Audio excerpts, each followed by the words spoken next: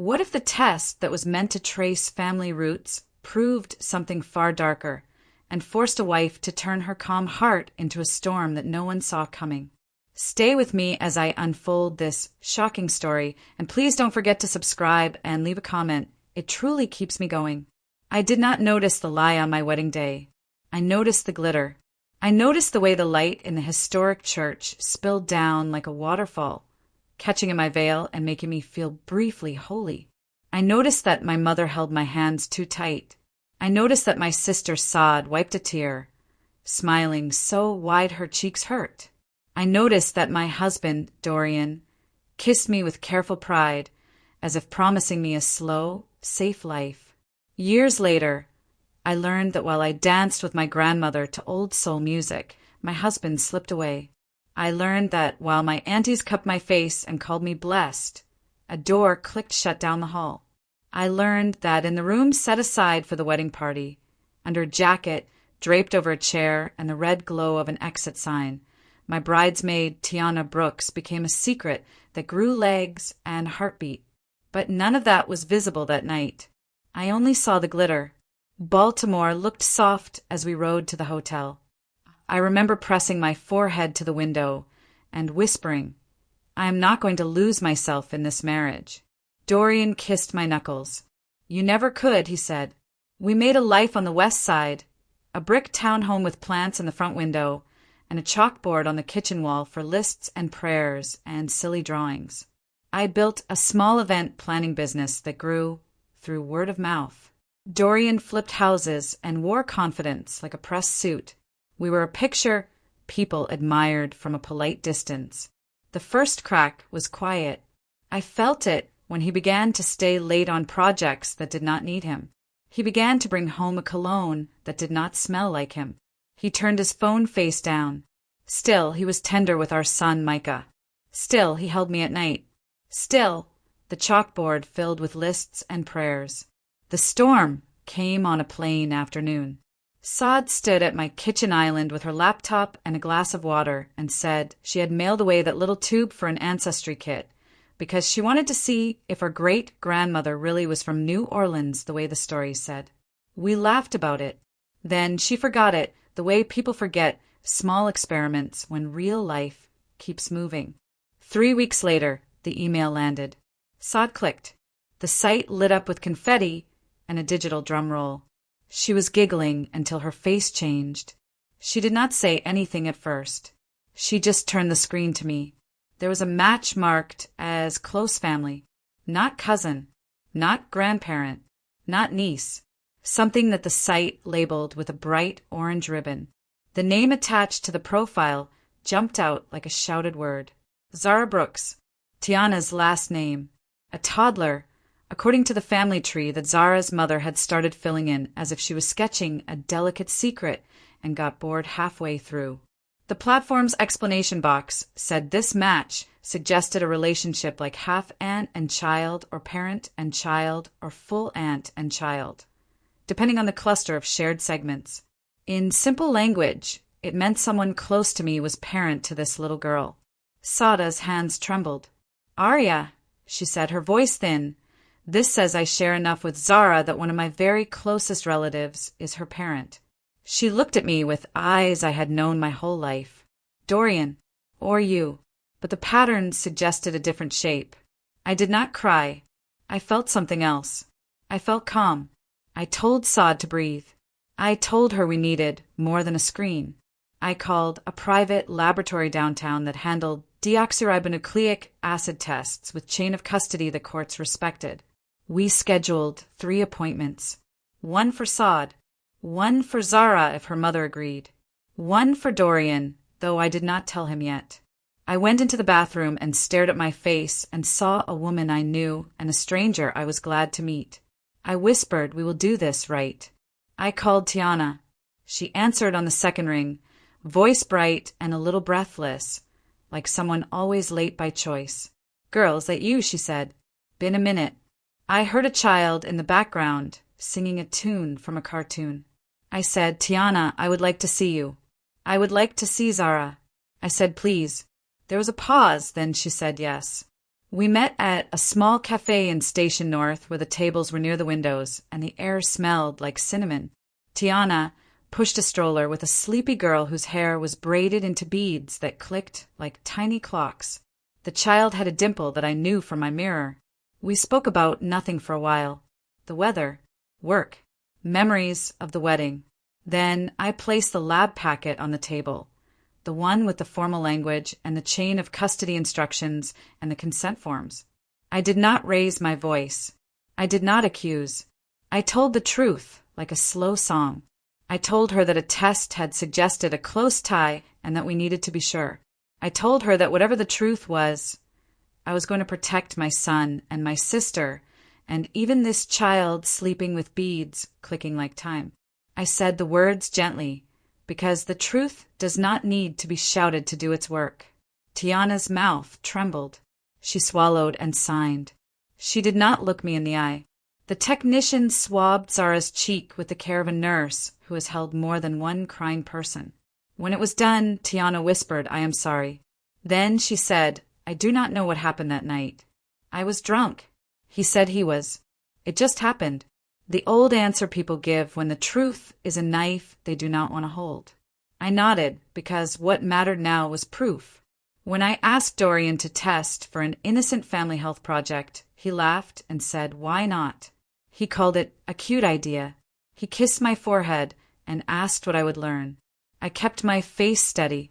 I did not tell him that I had already learned that when a woman learns to be still, she can hear every secret in a room.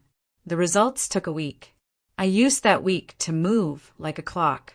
I spoke to a lawyer whose office smelled like paper and confidence.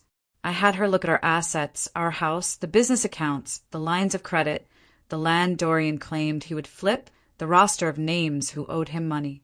She taught me what to do and what not to do. She reminded me to document everything, to keep my hands clean, to guard my son's mourning. She told me that the most dangerous time for a woman who has learned the truth is the hours after she says it aloud. When the envelope arrived, I asked Saad to open it. We sat at my table, where the chalkboard carried a grocery list and a verse about a valley and a shadow. Saad read. Her lips moved. She covered her mouth. She looked at me. It confirmed what the orange ribbon had whispered. A match strong enough to prove that Saad was not a cousin to Zara. It said that Saad and Zara were tied because one of Saada's closest relatives was Zara's parent. And the cluster analysis the lab ran, the parts Saad did not understand but the lawyer would, pointed in one direction. Dorian, a child conceived around the time of our wedding.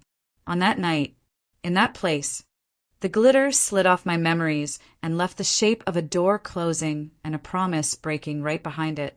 I did not throw the envelope. I placed it delicately in a folder. I closed my eyes, and I began to build the kind of revenge that does not need noise to be nuclear. I called Saad to me and wrapped my arms around her. I told her that she had been my witness and my anchor, and that none of this was her fault. I told her that we were going to do this like women who own their breath. I told her to go home and rest. I sat at the table alone and wrote a list on the chalkboard. Beside each item, I drew a small square. Find out if he forged my signature on the second mortgage that appeared and vanished like a ghost last fall.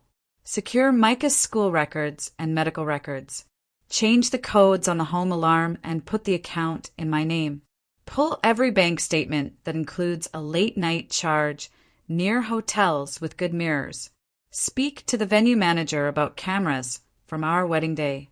Speak to the pastor who blessed us, because sometimes the kindest eyes notice the oddest absences.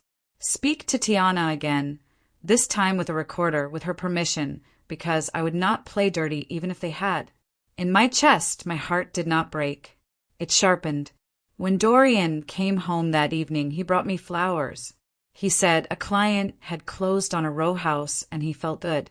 I smelled the petals. I thanked him. I put the flowers in water and placed them beside the folder. I was not going to argue. I was going to build the truth like a case that no one could wiggle out of. I was going to make sure that when I spoke, the ground under his feet shook. And then I was going to take back my name. I began with math. Money is where most betrayals write their shadow memoirs. I met with a forensic accountant named Aria, a black woman with silver hair and sharp glasses who laughed softly and then studied the numbers like they were faces. We sat in her living room where family photos climbed the wall and the smell of lemon oil made everything feel honest. She asked me for every document I could collect without breaking the law or a door. I delivered boxes and drives and my patient fear. She traced patterns the way people trace rivers on maps. She pointed to cash withdrawals that repeated on the 2nd and the 17th. She showed me idle company cards that had sudden bursts near a boutique hotel face. She circled a transfer that had transferred again into an account labeled with initials that matched Tiana's first and last name. She did not say it, but her pen did. Here, here, here. We did not touch anything yet. We watched. Meanwhile, Dorian moved around the house with a man's comfort and a boy's certainty. He kissed Micah's curls each morning and spoke to me the way men speak to wives they think are glued to hope. He still turned his phone face down. He still smelled sometimes like a room where a woman had laughed. I learned to smile in a way that kept my teeth hidden. I learned to carry my peace like a folded letter in my pocket. I asked the venue manager from our wedding day for a meeting. She remembered me. She said, of course. She wore kindness like a scarf. We sat in her office where framed photos of couples lined the walls like carefully kept secrets. I told her the truth in simple sentences. I did not raise my voice. I asked if there had ever been cameras in the hall near the suite. She frowned and said the cameras in that wing had been upgraded the year after our wedding. She did not have video, but she did have a maintenance log that noted a door latch that needed repair. It listed the time a staff member found the room unlatched when it should have been locked. It listed the names of who had access that night. She printed the page and slid it across the desk like a blessing. I went back to Tiana. She looked thinner, like secrets had eaten from her. I asked to record. She nodded. We sat in a park with children on swings and mothers calling out names. She spoke in a voice that tried to be steady. She said that after the bouquet toss, she slipped away to fix her shoe. She said he followed. She said they had been meeting for months before the wedding while he told her it meant nothing, and he told me something else. She said that she had tried to end it when I chose my bridesmaids. She said he told her he was drunk. She said she believed him because it hurt less than the other possibility. She cried, and then she wiped her face and looked me in the eye. I am sorry, Aria. It does not mean anything, but I am sorry. I played the recording for my lawyer. She listened without blinking. She said it was enough to open doors and draw lines. She filed to protect my house by placing the deed inside a trust controlled by me for the benefit of Micah and me. She froze joint lines of credit that he liked to treat like personal magic tricks. She sent letters that used careful words like dissipation of marital assets and fiduciary breach. She taught me how to be quiet publicly while the paperwork spoke for me. I planned the public part like an event. My business had prepared me for this work. The charity gala for our Housing Rehabilitation Foundation was 3 weeks away. It was a night that Dorian loved. He loved tuxedos and microphones and being the man who smiled into a camera like he had married the city. He had forgotten that I built the run of show. He had forgotten that I chose the vendors and the screens and the playlist that told the story in pictures. I hired a video editor who could cut truth the way a chef cuts fruit. I gave him only what I could legally use. He built a short film that began with our wedding day photos, then moved through the maintenance log, then over the financial flows, then into a blurred audio bed where Tiana's words, played with her written consent, sat like a stone in a river. He ended the film with a black screen and one line in white. Secrets rot everything they touch. There was no name on that line. There did not need to be. I told Saad to be ready. I told my mother to sit near the aisle and breathe. I told my team to keep the lights bright and the exits clear. I told security to stand like trees and move only when I looked to the left. There was one more thing I needed. Proof not only that he had betrayed me with Tiana, but that he had betrayed me with paper. The second mortgage that flickered into my life at midnight notices, then disappeared, had the smell of a forgery. I found the notary. She was a tired black woman who kept a tiny office in a strip mall where people got their taxes done and their dreams notarized. She remembered the document. She remembered the man who smiled too much. She remembered the woman who did not look like the woman before her now. She closed her eyes and put her palms on the table and whispered, "I think I let a lie into my book." She gave me a written statement that she had been presented a paper with my name, that she had not verified identity fully, that she had been paid in cash, that she had broken her own rules and would accept the consequences. I hugged her and told her that the truth was a mercy even when it burned. 2 nights before the gala, Dorian surprised me with dinner at a new restaurant with velvet chairs and low lights. He held my hand across the table. He told me he had big news about a deal that would change everything. He laughed with the ease of a man who thought the world would always tilt toward him. When the dessert came, a server set down a small golden key on a velvet cushion. Dorian grinned. "Baby," he said, "this is for our new start." I stared at the key. I smiled. I wiped my mouth with a napkin and thought, "You are very good at theater." So am I. The afternoon of the gala, Micah hugged me hard. He was 7 and serious and loved dinosaurs and pancakes. I kissed his forehead and told him that his mother was going to tell the truth tonight and that sometimes the truth makes people shout and sometimes it makes them quiet. I told him he was safe. I left him with my mother and sod and a stack of board games. I walked to my car. The city looked like it was holding its breath. Inside the venue, the chandeliers glowed. Volunteers in black carried trays that glittered with little spoons. The stage sat waiting with 3 tall screens and a podium with our foundation's name. I took my place backstage and breathed in and out. I thought of all the women who had come before me who had held their tongues and their tears because they did not know how to turn harm into a lever. I whispered a thank you for them and to them and promised to use this lever carefully.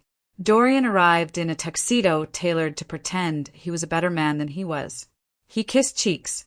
He shook hands. He kissed mine like we were still the picture people admired. He did not notice the way my eyes did not soften. He did not notice that the run-of-show program had a small change in the corner that said Founders Tribute at a time when nothing used to be planned. He took his seat, primed for a spotlight he believed belonged to him. When the music faded, I walked to the podium. The room was full of donors and neighbors and little kids in tiny suits holding their mother's fingers. I thanked them for coming. I spoke about houses and hope and how we cannot build either with rotten beams. I signaled to the booth. The lights dimmed a touch. The screens bloomed to life. My voice narrated the first minute. Then the logs appeared. Then the bank flows. Then the consented audio with the words that Tiana had agreed to set free. No names. No need. The room grew very still. Someone coughed. A glass tinked against a saucer. Dorian stood. He tried to smile. He tried to walk to the stage like he was going to make a joke about misunderstandings and gossip. He tried to claim the microphone the way he had claimed a door in a church that night long ago. Security stepped forward. Not to touch him yet, only to be a wall. I looked to the left. The wall moved, and the night turned. He said my name like a plea and a warning. Aria. His voice tried to wrap itself around me like an old coat. I did not step back. I put my palm on the podium and felt the wood steady me. "Thank you for your attention," I said to the room. "Tonight our foundation will announce new safeguards. We will also make a gift to a women's shelter on the east side because we believe in rebuilding the people who rebuild the blocks." The crowd tensed between curiosity and silence. I went on. "Before that, I will ask the person whose choices led us here to sit down so the families in this room do not have to watch a man take a microphone meant for a community." Dorian stopped. He looked at faces he had assumed would always lift him. He saw that they were looking at me. He sat. The line of his mouth hardened. The final minute of the film rolled.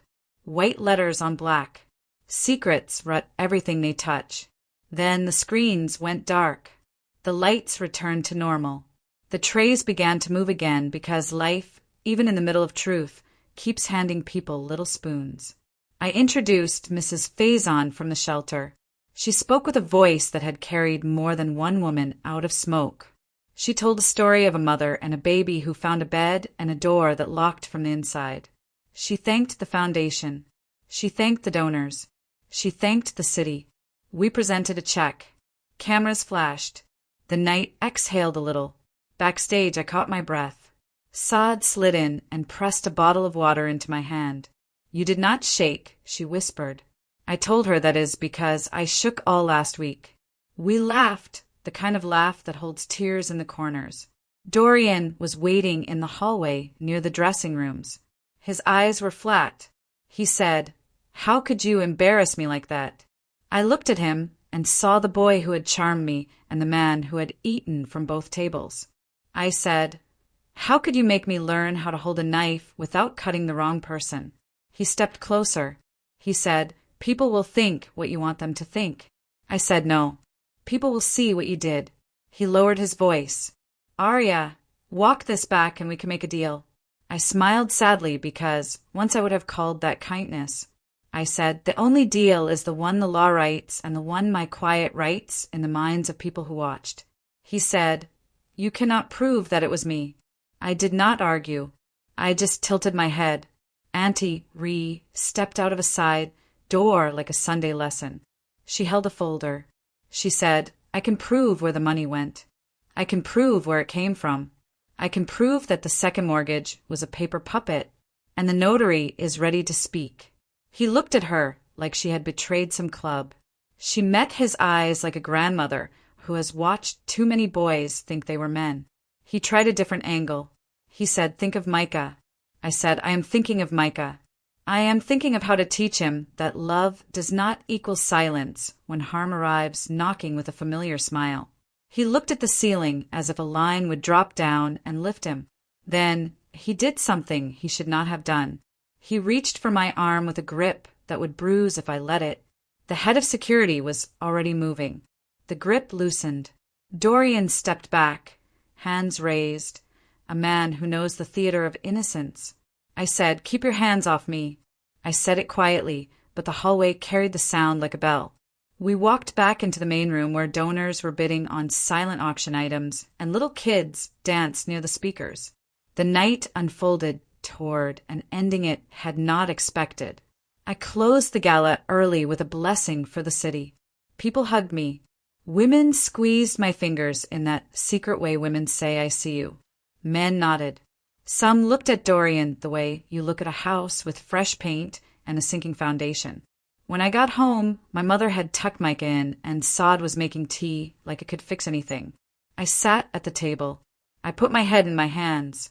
The quiet after a storm feels like you're learning to walk again. My mother ran her hand down my back the way she did when I was 5 and thought thunder was God moving furniture.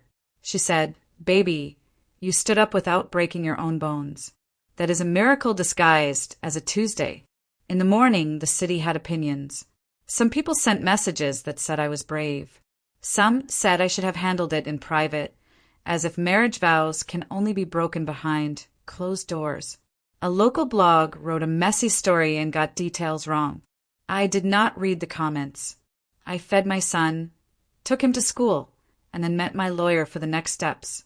We filed for separation with temporary orders that gave me the house and kept Dorian from moving money, like water between cups. The trust for the deed held. The notary submitted her statement. The bank called us to discuss an internal investigation. I sat with my hands in my lap and answered what I could. I did not hate Dorian. I simply did not owe him my protection anymore. Tiana called. Her voice shook. She said Dorian had come to her door angry. She had not let him in. She had called her cousin and her neighbor, and they had stood on the porch with their arms folded like good fences. I told her that I would make sure she had the name of a lawyer who understood how to draw boundaries with paper and with presence. I told her that I did not want blood.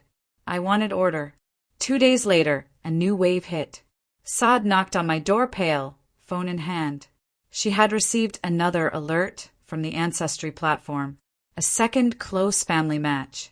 Not a toddler, a teenager, a girl from the South Side who had just turned 14 and uploaded her test because her class was doing a project on family trees. The platform had decided that Saad was again a close relative, which meant that a relative of Saada's was again a parent. The probability chart leaned toward the same conclusion. My husband had not only broken his vows on our wedding night, he had been building a field of quiet hurts for years. I sat very still. The kitchen clock ticked. The plant in the window reached for light it could not see. I told Saad to sit. I told her that we were not going to drown. We would breathe. We would call my lawyer. We would handle one truth at a time. We would not let our lives become a room where his choices kept talking louder than our own voices. That afternoon, Dorian attempted his last trick. He went to a radio show and told a story about a bitter wife who could not forgive, about a charity event hijacked by personal drama, about numbers taken out of context. He smiled through the microphone. He said words that had been written by men who help other men look clean. I did not chase that story. I gave one interview to a woman journalist with a spine made of questions. I gave her documents. I gave her the consented audio. I gave her the notary statement. She wrote a careful piece that did not spit but did not flinch. She ended with a line from my speech. We cannot build houses on rotten beams. The city chose what to believe. Court dates began to appear on the calendar like small storms. One for the financial matters. One to formalize the separation orders. One for a safety order when Dorian sent a message that smelled like a threat wrapped as a sigh. The judge, a black woman with eyes that missed nothing, looked at Dorian the way you look at an actor who forgot his lines. She granted my requests. She ordered a freeze. She wrote words that held like a sturdy door.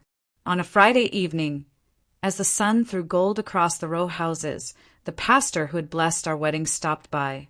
He had seen the headlines. He had prayed in the old way. He sat at my table with his hands folded and asked me what I needed. I told him I needed him to tell me if he noticed anything on that day. He closed his eyes and then he opened them and told me yes. He told me he had noticed a hallway moment that did not fit. He told me he had chosen to pursue joy that day and to ignore shadows. He asked my forgiveness for not seeing that joy and justice sometimes have to dance together. I said, "You do not need my forgiveness, but I am grateful for your courage now." That night, I slept without waking until morning. In the morning, there was a letter slid under my door. No return address. Inside was a copy of a lease for a storage unit in Dorian's name on the edge of the city. The handwriting on the envelope was unfamiliar. The note said, "You should see what he keeps." I stared at the locker number. The air felt like thunder. I picked up the phone and called my lawyer. We moved in the light of the law. We obtained access through the proper channels. The storage unit was neat in the way guilty things often are. There were binders. There were hard drives. There was a small velvet pouch with a golden key, the twin of the key he had offered me at dinner. On a label, a single word. Offshore. I did not open the pouch. I photographed it. I documented it. I turned it over. I was angry. I was also grateful because sometimes the truth gives you more than you asked for. Sometimes it gives you the map. I decided to end this the same way it began, in a room where vows are spoken. I did not return to the church. I chose a courtroom. It was a place where promises are written down and a gavel can make a sound like a door, closing forever.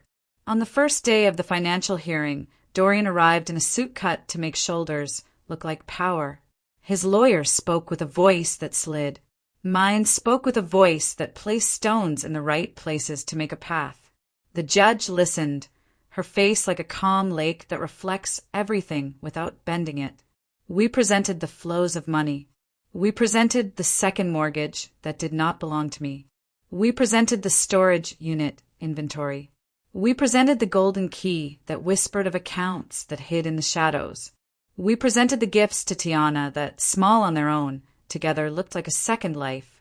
We presented that none of this was about greed, because the house was already protected and I was not asking for his breath. I was asking for the truth to cost what it should have cost when he decided to walk down that hall on our wedding night. Dorian's lawyer argued that I had humiliated my husband in public. He said I had turned a private matter into a spectacle. He said I was vindictive. My lawyer did not blink. She said, my client did not humiliate her husband. He humiliated his vows. She said, my client used her voice the way this city tells girls to use their voice when harm comes with a familiar smile. The judge did not smile. The judge wrote. When Tiana took the stand, her hand shook. She spoke plainly. She apologized to me without tears. She said she had been wrong. She said she was trying to build a life for her daughter that did not begin with a lie and end with a whisper. She said the child knew nothing of courts or scandals. She asked that we let the child remain a child. I promised with my eyes that I would. The notary told the court she had forgotten herself for cash. She said she would carry that mistake like a heavy purse. The bank representative murmured about policy changes. Auntie re-testified like a scientist and a choir director. The numbers sang and pointed. Dorian spoke last. He called it the confusion.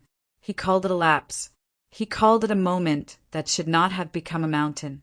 The judge interrupted and asked him whether a man who opens the same door every month for years is still lost, or simply hoping to stay hidden.